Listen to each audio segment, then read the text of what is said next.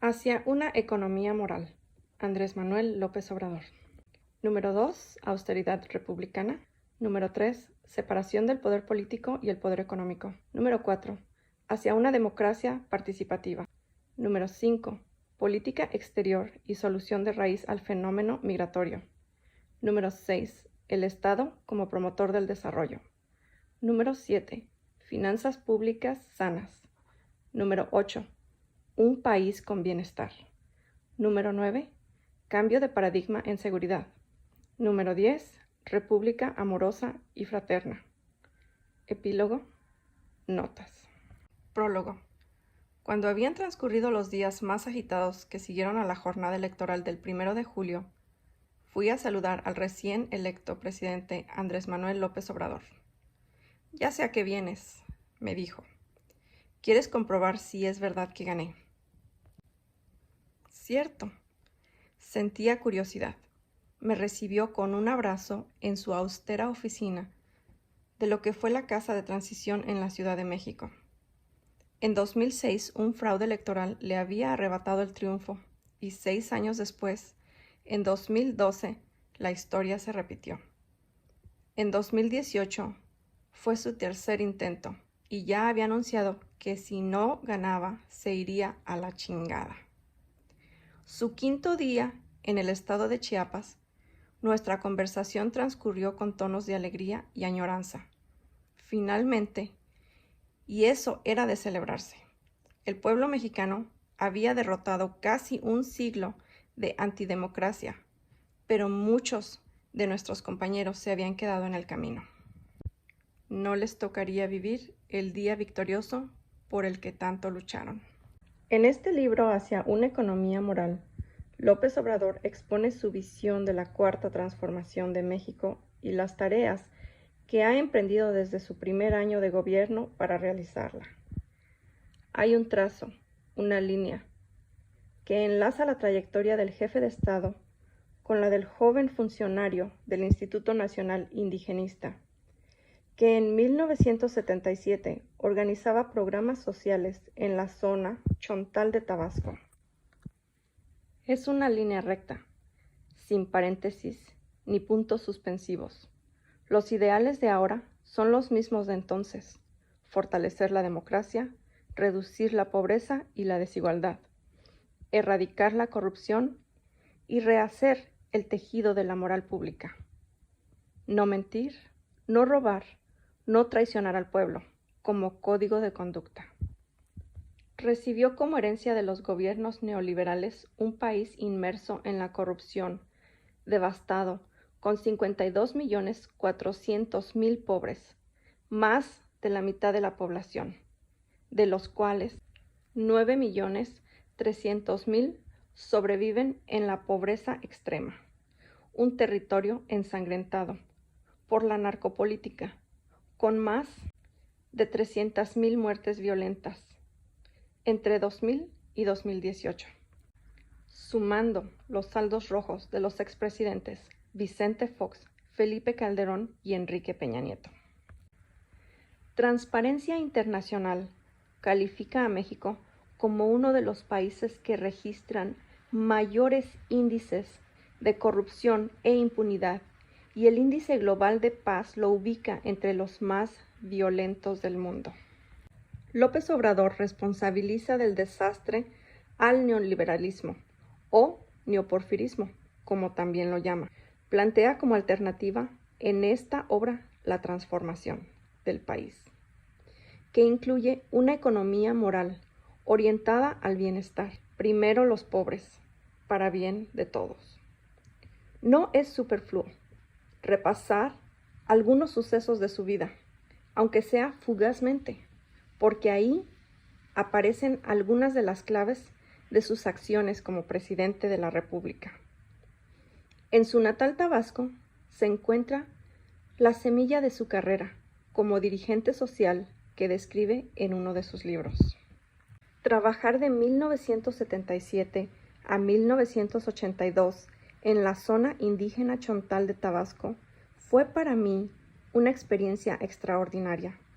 Allí echamos a andar programas sociales integrados y logramos mejorar las condiciones económicas y sociales de los pueblos. Allí comprobé que con una política de apoyo a la gente pobre siempre se logran buenos resultados.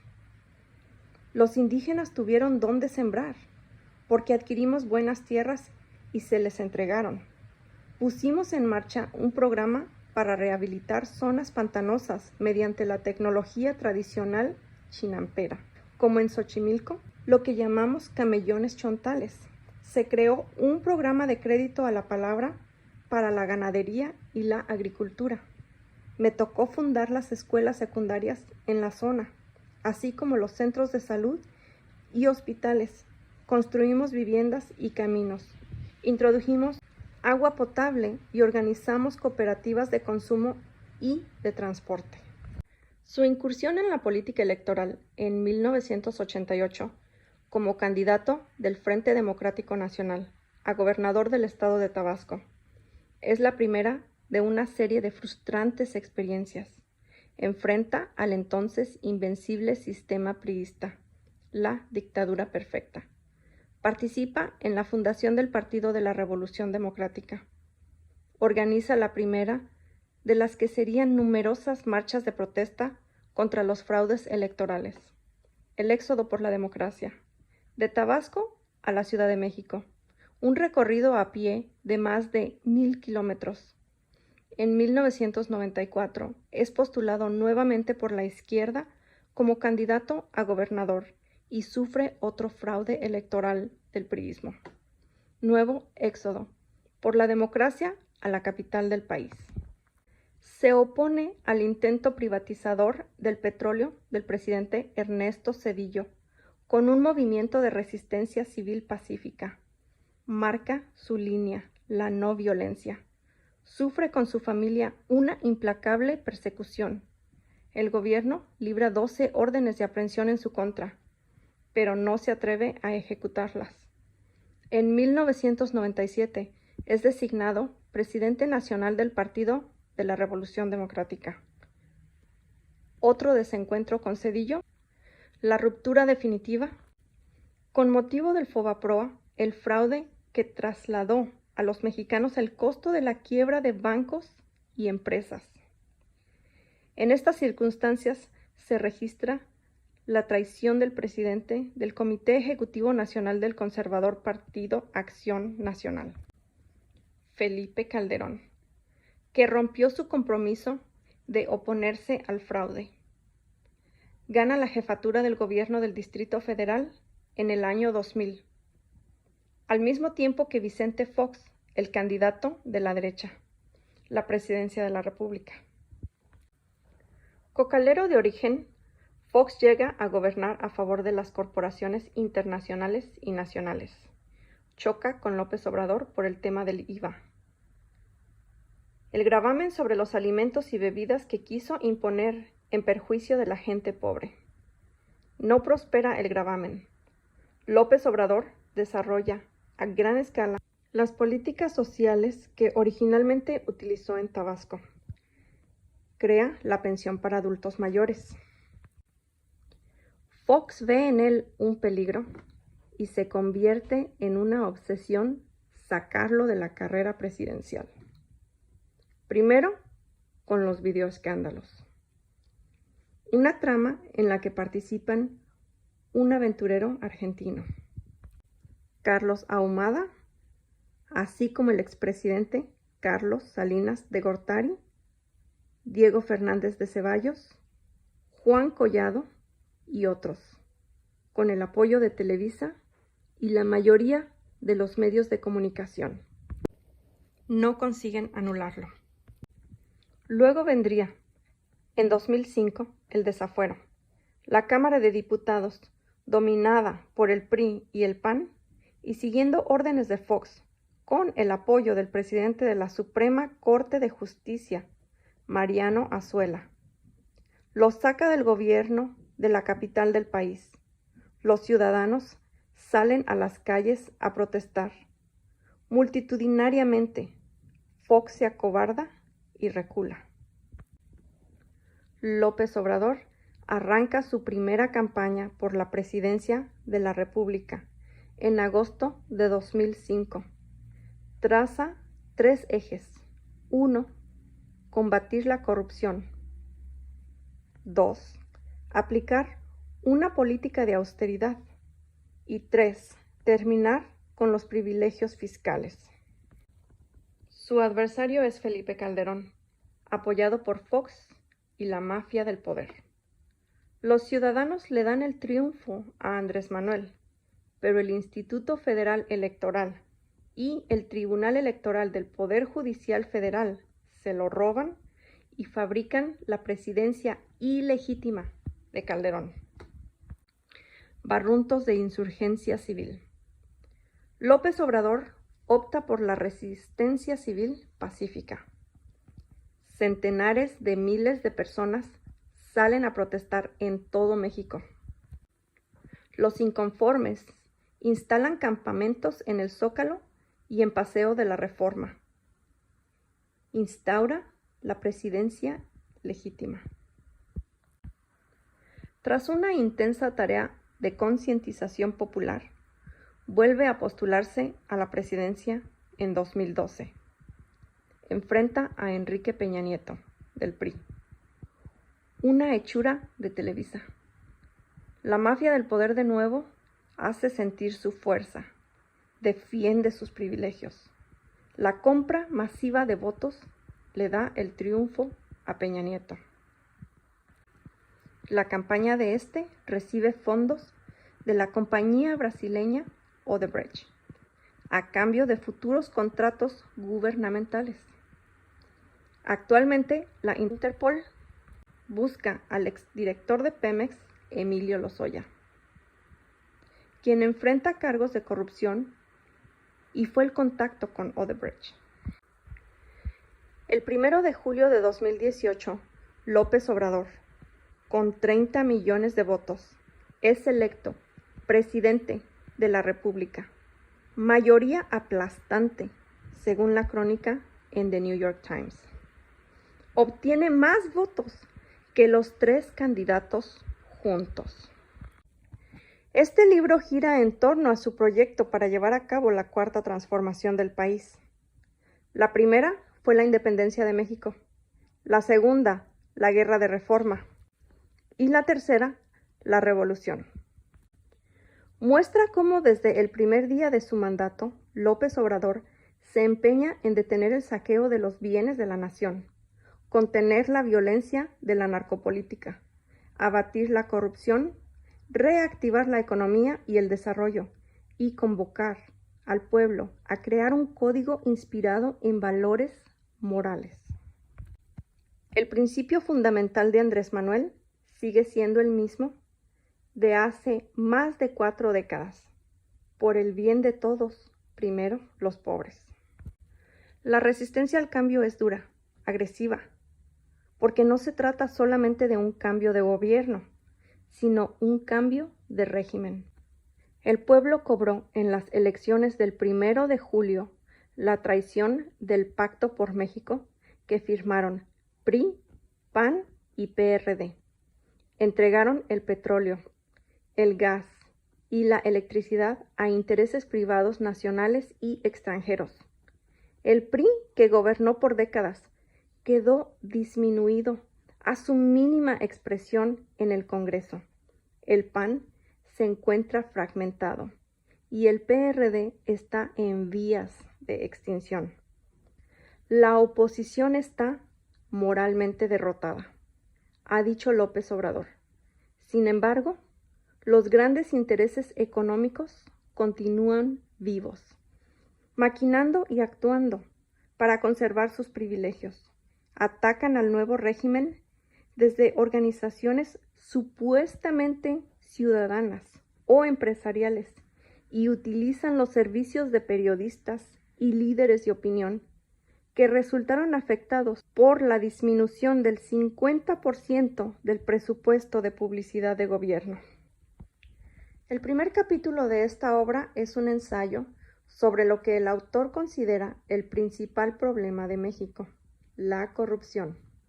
Lo explora desde sus raíces, cuando al tesoro de Moctezuma, aún antes de ser distribuido, ya le faltaba la tercera parte, porque se la habían repartido Hernán Cortés y los capitanes, mientras los soldados recibían unas cuantas monedas. En nuestros días, el tesoro de Moctezuma son los recursos naturales del país que los gobiernos neoliberales entregaron al bandidaje. Andrés Manuel cita una frase que refleja la situación: un político pobre es un pobre político.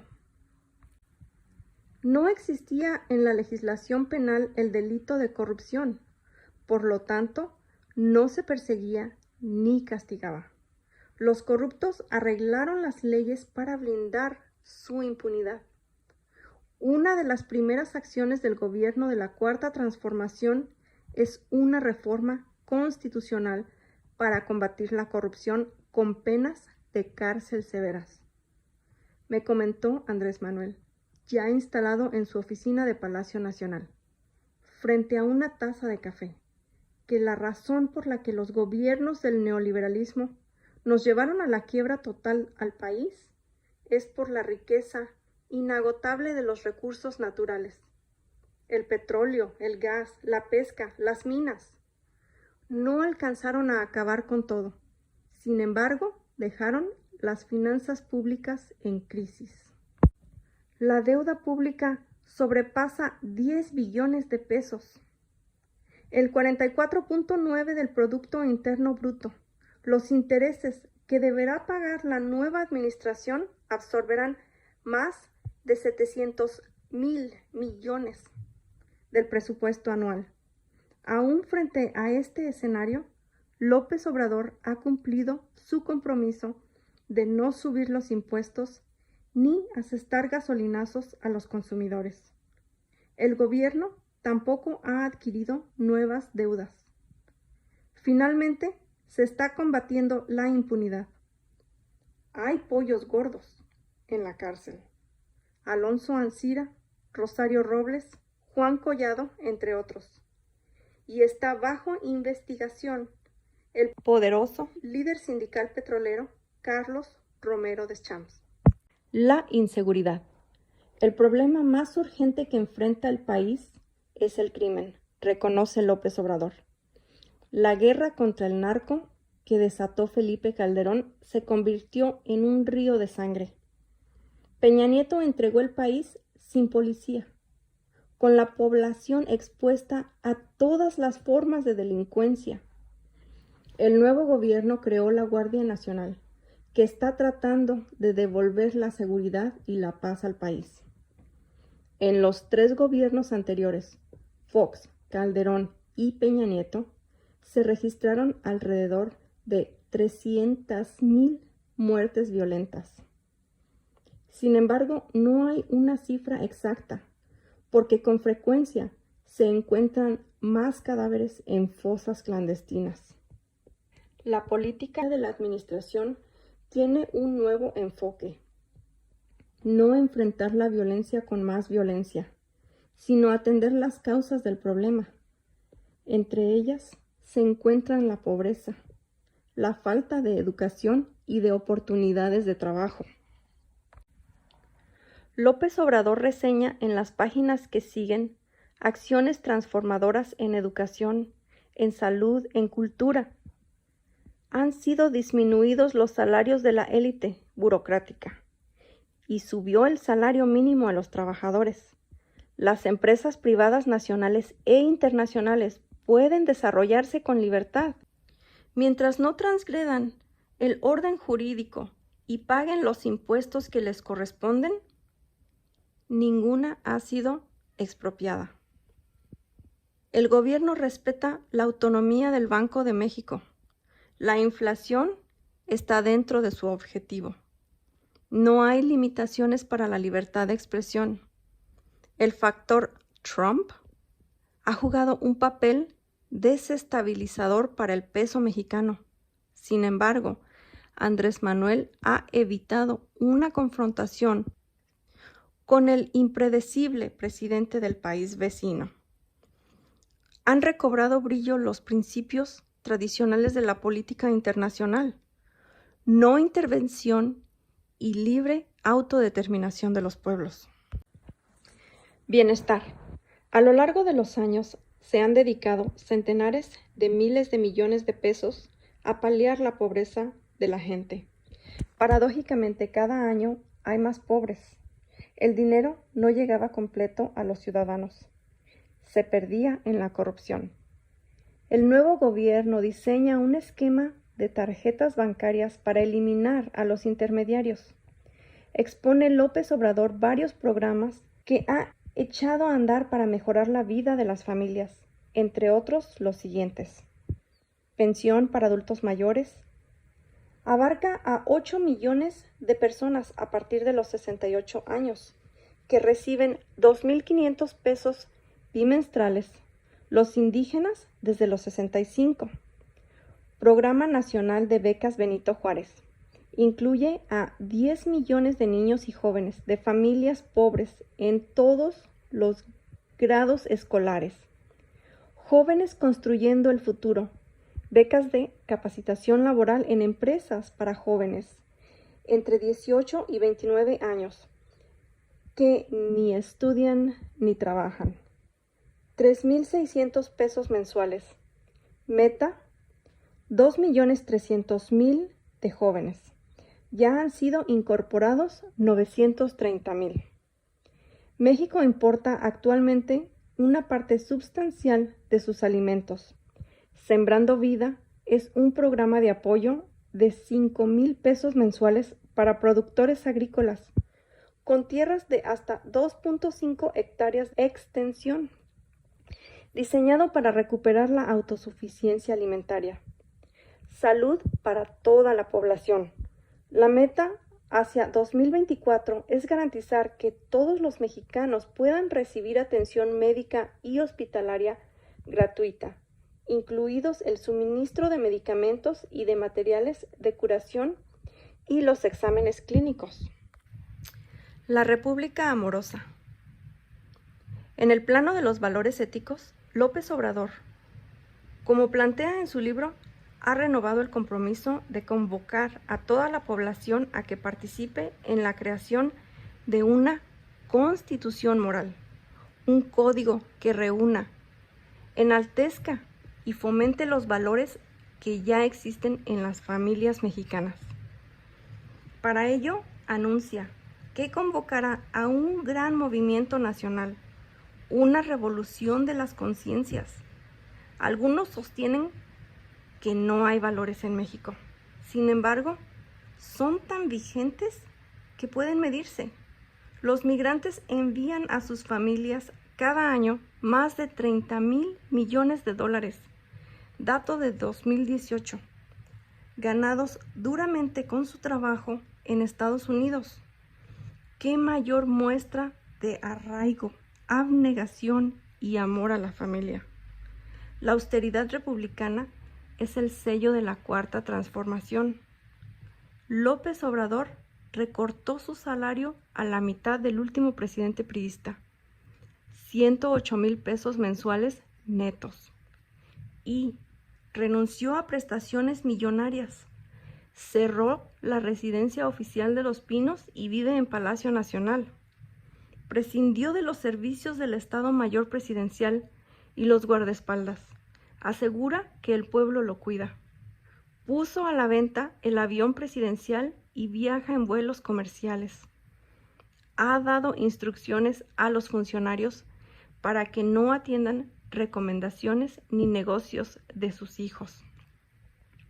Su esposa Beatriz, escritora y promotora cultural, no ocupa cargos públicos.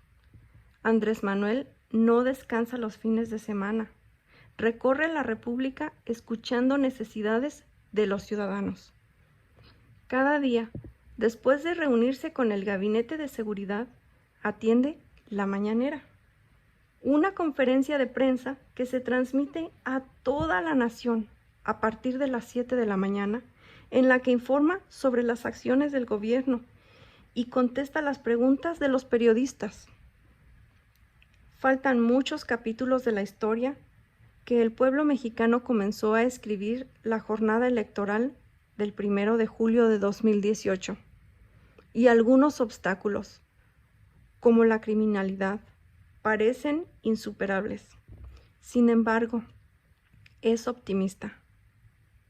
Es mucho lo alcanzado, dice López Obrador, en pos de esos ideales. Con lo conseguido en apenas un año, bastaría para demostrar que el cambio de gobierno no ha sido más de lo mismo. Por el contrario, está en marcha una auténtica regeneración de la vida pública de México. En el transcurso de los tiempos, los seres humanos han imaginado un lugar donde impere la bondad y el amor, una utopía. Andrés Manuel propone una república amorosa, aquí y ahora. Cuando hablo de una república amorosa, afirma, propongo regenerar la vida pública de México mediante una nueva forma de hacer política, aplicando en prudente armonía 3 ideas rectoras: la honestidad, la justicia y el amor. Enrique Galván Ochoa. Introducción.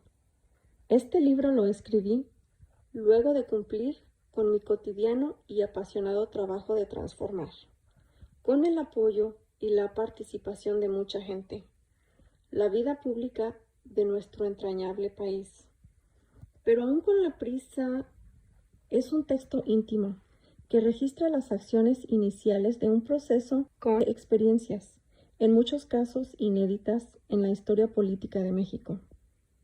Además, era indispensable no solo argumentar sobre el fracaso del modelo neoliberal o neoporfirista, sino explicar los fundamentos de la nueva política que postulamos y estamos llevando a la práctica. Recuerdo que cuando estábamos en la oposición, nuestros adversarios y sus voceros nos decían con frecuencia que podían coincidir con nuestro diagnóstico, pero no les quedaba claro nuestro proyecto alternativo, hasta que se puso de moda la expresión: sí, pero explícame los cómo. De modo que este trabajo, en esencia, responde a esa crítica que, en buena medida, se mantenía apegada a la idea de que no había de otra, de que el modelo neoliberal era la única opción, como si se tratara de la Biblia y no de lo que es en realidad, una amalgama de sofismas elaborados y difundidos para buscar justificar la corrupción y el lucro de unos pocos a costa del sufrimiento de la mayoría de la población, y sin importancia alguna en el interés público. Agradezco a Enrique Galván Ochoa por escribir el prólogo, así como el apoyo que recibí, como siempre, en la revisión y corrección del texto por parte de Pedro Miguel, Laura G. Nieto y de mi amada Beatriz. Dedico este texto a la memoria de Jaime Áviles, un Quijote humanista de nuestro tiempo. Capítulo 1. La corrupción, el principal problema de México. La corrupción fue por mucho tiempo el principal problema en México. En la historia se registran infinidad de casos sobre este fenómeno económico y político, que de manera absurda e interesada ha sido calificado como social o cultural. Apenas desembarcó en Veracruz el conquistador Hernán Cortés, sin ningún fundamento legal, se autonombró alcalde y jefe del ejército invasor. Décadas después, uno de sus soldados, el famoso historiador Bernal Díaz del Castillo, denunció que el reparto del tesoro de Moctezuma se verificó de manera irregular, porque antes de la distribución faltaba la tercera parte de ello, que lo tomaban y escondían, así por la parte de Cortés como de los capitanes y otros que no se sabía y se iba menoscabando. Luego de esos moches iniciales, Cuando llegó la hora de repartir el botín, Cortés separó el quinto real y se dio otro quinto a sí mismo. Y los soldados recibieron unas cuantas que no valían más de 100 pesos. Durante la colonia, en un informe de 1628, se afirma que el virrey marqués de Güeldes, Diego Carrillo de Mendoza, había sido despojado de su cargo por procurar poner orden y evitar que se evadieran de la mina de Zacatecas 170,000 pesos en perjuicio de la hacienda real.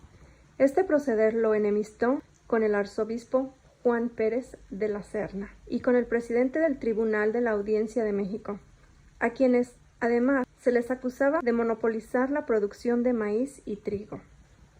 El enfrentamiento escaló porque el virrey mandó a prender al obispo. Los seguidores del jerarca eclesiástico se sublevaron y el zafarrancho terminó con un saldo de 70 muertos. El incendio de Palacio Nacional, la excomunión y expulsión del virrey. Por su parte, el arzobispo resultó exonerado y triunfante. El gran escritor mexicano, Fernando Benítez, hace referencia a un fraude cometido por el virrey José de Iturrigaray, quien en la cabecera de su cama guardaba celosamente 7,383 onzas de oro y, en un baúl, otras monedas y joyas, además de 4 escrituras a nombre de sus hijos por 100,000 pesos cada una, compuestas de capitales a crédito con cargo al Tribunal de Minería, más otra escritura de 12,000 pesos y talegas, de dinero que sumaban 36,110 pesos, producto de cohechos y desfalcos. Este tesoro, que solo incluía lo oculto en sus aposentos, fue descubierto cuando cayó como virrey, casi al iniciar el siglo XIX. Después de la independencia, la honestidad fue escasa en los asuntos públicos del país.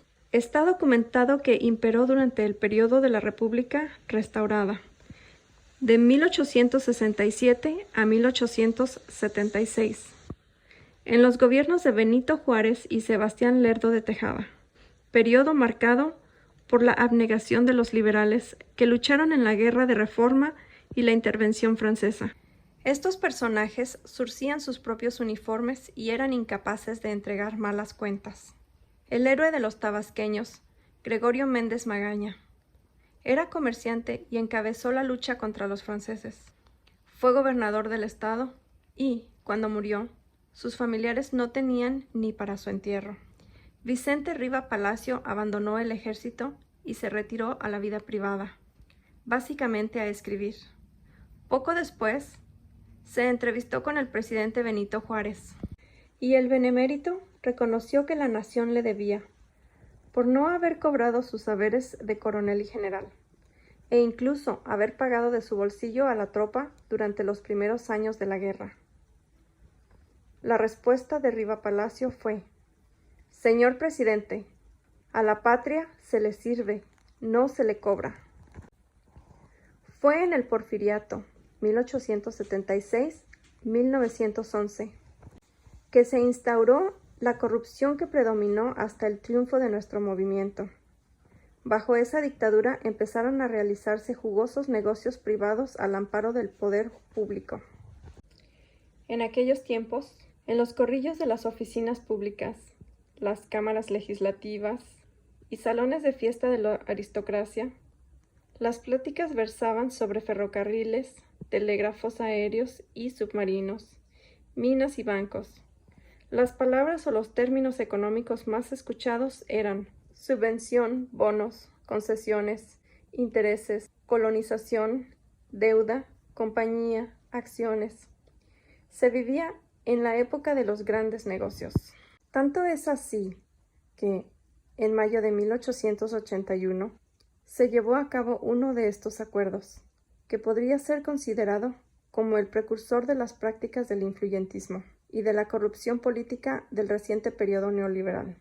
El secretario de Hacienda, Francisco de Landero y Cos, vendió a Ramón Guzmán, Sebastián Camacho y Félix Cuevas 36,000 acciones de Ferrocarril Mexicano, que era propiedad del gobierno, y poseía la línea de trenes de la Ciudad de México a Veracruz, inaugurada por el presidente Sebastián Lerdo de Tejada, y que seguía siendo la única vía férrea en el país.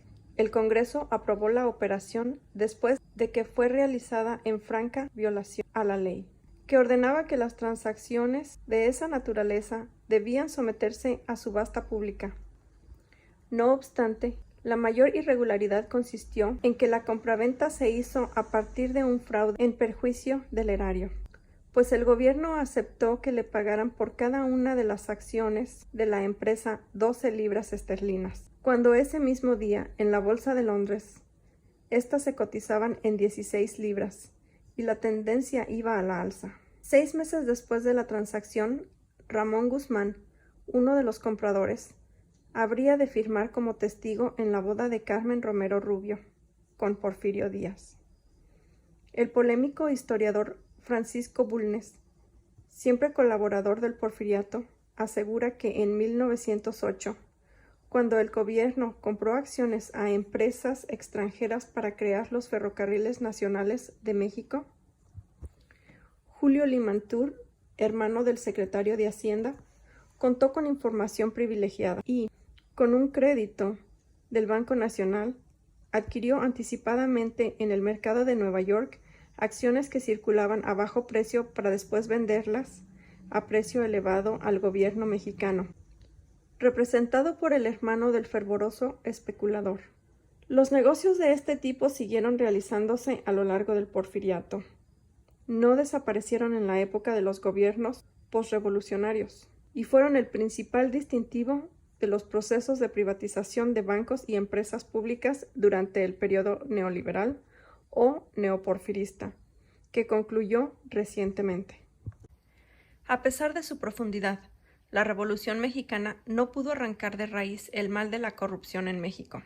En 1916, el general Francisco J. Mujica, desde Tabasco, donde gobernaba, le escribió a Salvador Alvarado, gobernador de Yucatán: «Moralíceme, señor general», y denunciaba a las funestas camarillas, que obtenían contratos cultivando la amistad de los hombres del jefe Carranza.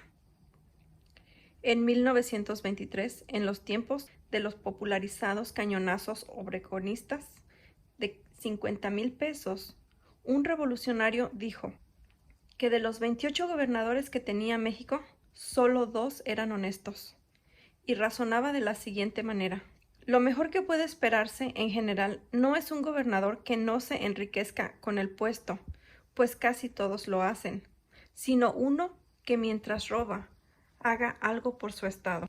La mayoría toma todo lo que puede y no deja nada.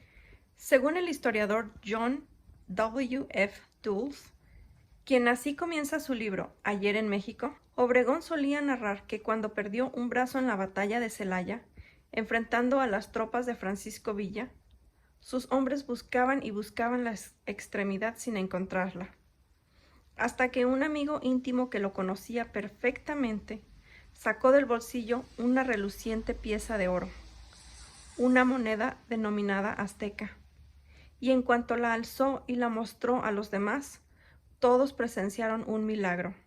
El brazo se vino saltando de no sé dónde hasta el lugar en que había levantado el azteca. Se extendió y lo cogió cariñosamente entre los dedos. Fue la única manera de hacer que apareciera mi brazo perdido. La corrupción en México durante la época postrevolucionaria puede resumirse con los testimonios de algunas personalidades de inobjetable integridad.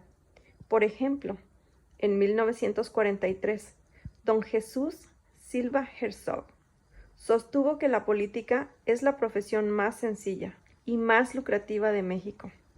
La inmoralidad es de lo más alarmante en la administración pública federal. En los estados y los municipios, la gangrena se ha extendido. No sabemos si de arriba hacia abajo o de abajo hacia arriba. Son muchos los funcionarios gubernamentales que han hecho su fortuna en unos cuantos meses sin perder públicamente su respetabilidad. Y este es el mayor de los males. Sobre el mismo tema, 3 años después, don Daniel Cosio Villegas, En un extraordinario ensayo sobre la crisis de México, afirmó: «Ha sido la deshonestidad de los gobernantes revolucionarios, más que ninguna otra, la causa que tronchó la vida de la Revolución Mexicana». En 1953, el expresidente Emilio Portes Gil admitió públicamente que la corrupción administrativa había producido un clima de virtual asfixia y que la política se había degenerado hasta llegar a ser una industria de las más lucrativas. Silva Herzog dibujó con precisión la ruta de la inmoralidad gubernamental, partiendo de una línea oscilante que permanece más o menos estacionaria hasta 1940. Se eleva con lentitud de 1941 a 1946. Acelera su ascenso hasta 1952, para iniciar después el descenso a partir de 1953. Otro caso ilustrativo ocurrió en 1947, cuando el gobierno de la República llegó al arreglo para pagar las indemnizaciones a la compañía petrolera inglesa El Águila, subsidiaria de la Royal Dutch Shell. En ese entonces se convino en pagarle a la empresa extranjera $81.250.000 más intereses por sus bienes incautados. Este acuerdo fue abiertamente criticado por don Jesús Silva Herzog, quien había participado como representante del gobierno del general Cárdenas en las negociaciones con la empresa estadounidense Sinclair. Silva Herzog sostuvo que el arreglo con el Águila era oneroso para el país. Específicamente, decía que aceptar pagar los intereses del 18 de marzo de 1938 al 17 de septiembre de 1948 equivalía a reconocer que la culpa de no haber llegado a un arreglo con anterioridad correspondía al gobierno de México y no a El Águila, como era la verdad. Y de manera contundente señaló: El Águila hizo un gran negocio. Los negociadores mexicanos en esa ocasión fueron demasiado generosos. Creo que la historia será muy severa con ellos. Ella dirá la última palabra. La negociación entre los representantes británicos Vincent Charles Ewing y Antonio J. Bermúdez, director de Pemex, se llevó a cabo durante 10 días en la casa particular de este último. El acuerdo era mantener todo en estricto secreto, y los resultados solo serían públicos si eran positivos. Pero alguien dentro del mundo petrolero o del gobierno mexicano no resistió la tentación de aprovechar la oportunidad para tener alguna ganancia, y filtró a la prensa británica información sobre el tema, lo cual produjo que las acciones de El Águila se fueron al alza en el mercado londinense.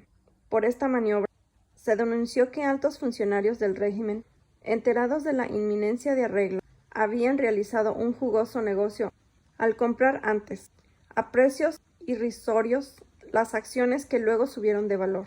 Recordemos, en fin, que los sexenios posteriores al de Adolfo Ruiz Cortines, los gobernantes contribuyeron con su actuación a prostituir el sentido moral y humano de la política mexicana. Pocos de ellos cumplieron con su deber y la mayoría se alejó de la austeridad republicana. Unos se enfermaron de ostentación y derroche, y otros, de plano, se dedicaron al saqueo del erario para hacerse grandes con la riqueza malavida.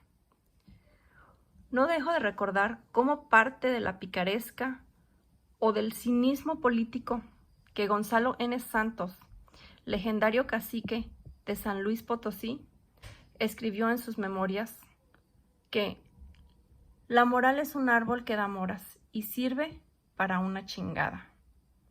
Por su parte, Carlos Hank González popularizó la frase: un político pobre es un pobre político.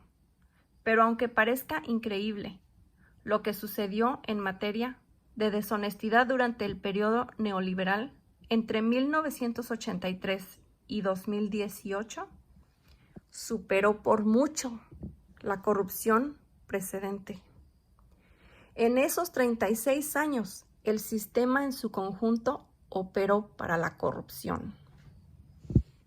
El poder político y el poder económico se alimentaban y nutrían mutuamente.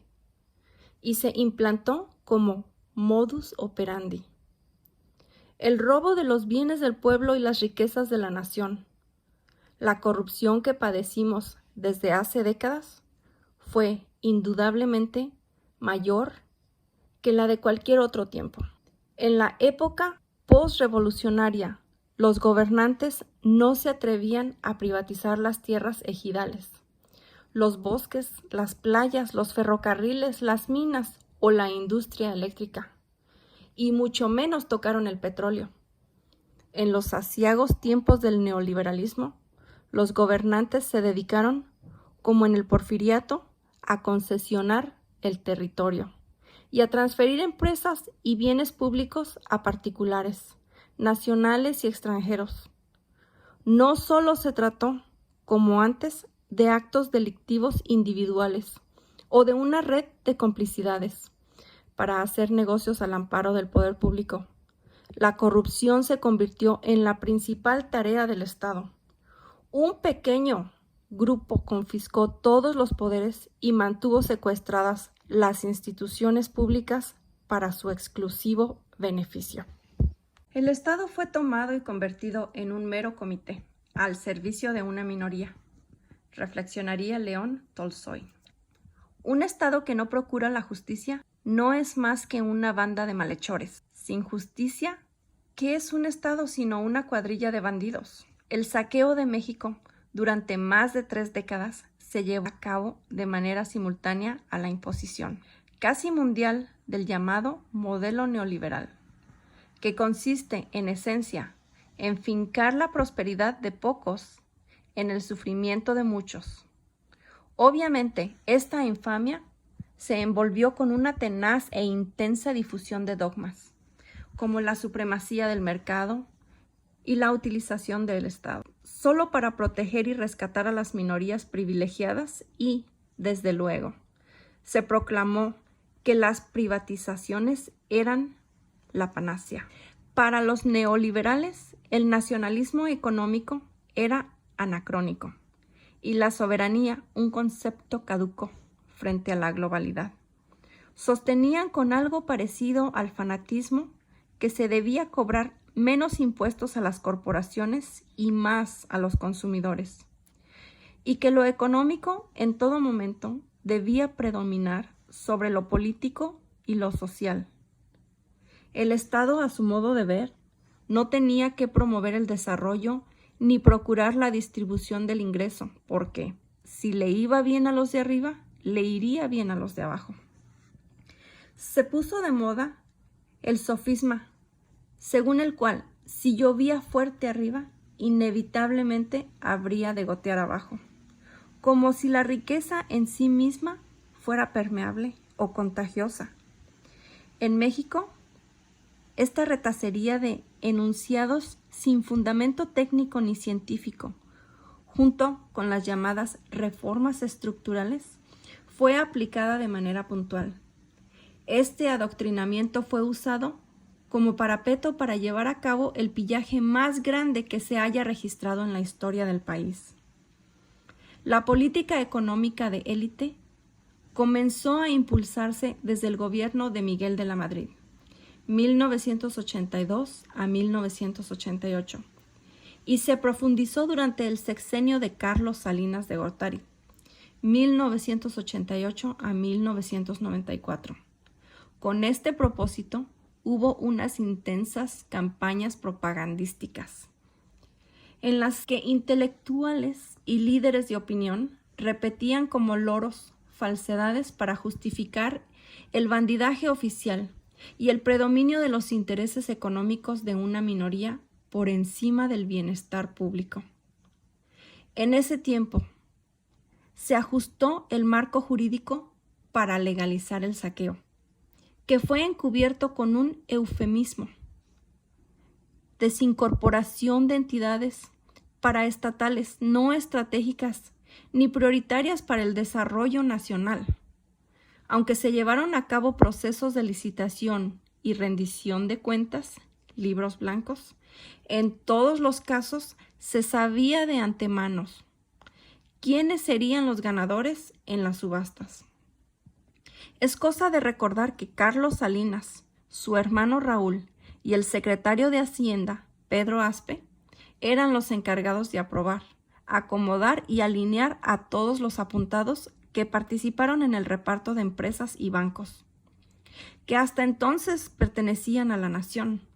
Así, en 13 meses, del 14 de junio de 1991 al 13 de julio de 1992, con un promedio de 20 días hábiles por banco, fueron rematadas 18 instituciones de crédito. En solo 5 años, del 31 de diciembre de 1988 al 31 de diciembre de 1993, se enajenaron 251 empresas del sector público, entre ellas Telmex, Mexicana de Aviación, Televisión Azteca, Siderúrgica Lázaro Cárdenas, Altos Hornos de México, Astilleros Unidos de Veracruz y Fertilizantes Mexicanos, además de aseguradoras, ingenios azucareros, minas de oro, plata y cobre, fábricas de tractores, de automóviles y motores, de cemento, de tubería, de maquinaria, entre otras. Pero la entrega de bienes públicos a unos cuantos favoritos no se limitó a bancos y empresas paraestatales. También fueron privatizadas tierras, ejidos, autopistas, puertos, aeropuertos, y se incrementó el manejo de negocios de particulares nacionales y extranjeros en Petróleos Mexicanos, Pemex, y en la Comisión Federal de Electricidad, CFE. Entre otras calamidades, este bandidaje oficial produjo una monstruosa desigualdad económica y social. Es cierto que México es una de las naciones con más contrastes del mundo. Se pasa de la opulencia a la pobreza extrema en un abrir y cerrar de ojos. Lo peor es que este mal ha sido endémico. Cuando visitó estas tierras el barón de Humboldt en 1804, sostuvo que era el país de la desigualdad. ¿Acaso en ninguna parte la hay más espantosa en la distribución de fortunas, civilización, cultivo de la tierra y población? En efecto, mientras el arzobispo de México percibía una renta anual de 130,000 pesos, o el de Valladolid, hoy Morelia, una de 100,000 pesos, los sacerdotes como José María Morelos percibían un salario de 100 pesos al mes. Pero aunque parezca increíble, en tiempos del neoliberalismo, la desigualdad se volvió aún más extrema y prepotente. Una investigación de Gerardo Esquivel, graduado en Economía en Harvard, el 10% de los mexicanos concentraba el 64.4% del ingreso nacional y el 1% acaparaba el 21% de la riqueza del país. No obstante, lo más significativo es que la desigualdad en México se profundizó precisamente durante el periodo neoliberal o neoporfirista, es decir, se agravó y se hizo más patente con las privatizaciones. Un dato: en julio de 1988, cuando Salinas fue impuesto mediante un fraude electoral, en la lista de la revista Forbes, en la cual figuran las personas más ricas del mundo, solo aparecía una familia mexicana, la de los Garza Sada, con 2,000 millones de dólares. Pero al finalizar aquel sexenio, ya estaban incorporados a ese listado otros 24 mexicanos, que poseían en conjunto más de 44,000 millones de dólares. Casi todos ellos habían sido beneficiados con empresas, minas y bancos, que habían sido propiedad de los mexicanos. Luego de estar colocado en 1988 en el lugar 26 entre los países del mundo con más multimillonarios en 1994, México escaló el 4º sitio, solo por debajo de Estados Unidos, Japón y Alemania.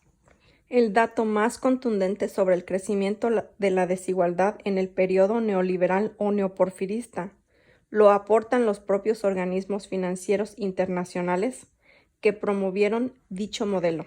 Es pertinente, por ello, reproducir la gráfica con cifras del Banco Mundial y de la Organización para la Cooperación y el Desarrollo Económico, OCDE, que Esquivel presentó en su estudio. Como puede observarse, la desigualdad ahora es mayor que la que existía a principios de 1982, y acaso superior a la de las épocas anteriores, pero no se cuenta con registros precisos. Sin embargo, aunque Esquivel no lo subraya, en la gráfica se aprecia con mucha claridad la forma en que se dispara la desigualdad en el sexenio de Salinas, cuando el traslado de bienes públicos a sus socios del llamado Grupo Compacto fue más intenso y descarado. Con Salinas, el desequilibrio entre ricos y pobres se profundizó como nunca. Por ello, lo he bautizado como el padre de la desigualdad moderna. Debe tenerse en cuenta que la política salinista se siguió aplicando durante los gobiernos de Zedillo, Fox, Calderón y Peña Nieto, y que el Grupo Compacto, original creado por Salinas y que se benefició con el remate de bienes públicos durante su gobierno, no solo continuó acumulando riquezas, sino que también fue concentrando poder político hasta llegar a situarse por encima de las instituciones constitucionales. En los hechos, los integrantes de este grupo eran quienes verdaderamente mandaban y decían sobre cuestiones fundamentales en la Cámara de Diputados y en el Senado, en la Suprema Corte de Justicia de la Nación, en el Instituto Federal Electoral, en el Tribunal Electoral del Poder Judicial de la Federación, en la Procuraduría General de la República, en la Secretaría de Hacienda y Crédito Público, SHCP, y en el gobierno, así como en los partidos Acción Nacional y el Revolucionario Institucional, en la mayoría de agrupaciones de la llamada sociedad civil y en las organizaciones supuestamente no gubernamentales. Además, ejercieron una influencia determinante, si no es que el control parcial o total, en la mayoría de los medios de comunicación. Claro, esta que se buscó justificar la operación de despojo con la consabida retórica de promover la inversión local y foránea para reactivar la economía, crear empleos y procurar el bienestar de los mexicanos. La misma mentira del progreso, utilizada durante el porfiriato para entregar a particulares nacionales y sobre todo a extranjeros las tierras, las aguas, los bosques, las riquezas mineras y el petróleo a costa del sometimiento, la pobreza, la cancelación de las libertades, los derechos políticos y la soberanía. En otras palabras, aun cuando este modelo económico se ha venido implementando en otros países con los mismos resultados desastrosos, para nosotros el llamado neoliberalismo no fue más que neoporfirismo. Por eso indigna que los promotores de este retroceso, con la desfachatez que los caracteriza, sostengan hasta la fecha que se trataba de lo nuevo o de la modernidad, cuando en realidad se trató de un retroceso hacia una de las épocas más siniestras de la historia de México, en la que se decía, mientras haya mundo, tendremos un número muy reducido de afortunados, en contraposición con la inmensa mayoría, que luchará en vano por alcanzar los favores de la fortuna. Toda su estrategia consistió, en realidad, en regresarnos al pasado para quitarnos el futuro y hasta el derecho a la esperanza. En el finalizado periodo neoliberal se afectó la movilidad social. Se quiso evitar que los de abajo pudieran ascender mediante el estudio o el trabajo a mejores niveles de bienestar y se condenó a morir pobre al que nació pobre. En fin, Es inocultable que el modelo económico neoliberal, o mejor dicho, la política de pillaje, resultó un rotundo fracaso, porque produjo la infelicidad del pueblo y la ruina del país. En vez de avanzar en lo económico, lo social, lo moral y lo político, se retrocedió. Y no habría podido ser de otra forma. El supuesto nuevo paradigma, como le llamaban, fue diseñado con el único propósito de favorecer a una pequeña minoría de políticos corruptos y delincuentes de cuello blanco. No hubo políticas públicas pensadas para promover el desarrollo o procurar la justicia. No se trató de atender demandas sociales con fines humanitarios, ni evitar conflictos y violencia, ni hubo el menor interés en gobernar con rectitud y honestidad. El régimen neoliberal se ocupó básicamente de dirigir toda la acción del gobierno hacia operaciones de traslado de bienes del pueblo y de la nación a particulares, con el engaño de que ello nos traería prosperidad. En suma, el modelo neoliberal, implementado durante más de 3 décadas en México, fue una gran estafa, en perjuicio del pueblo y de la nación.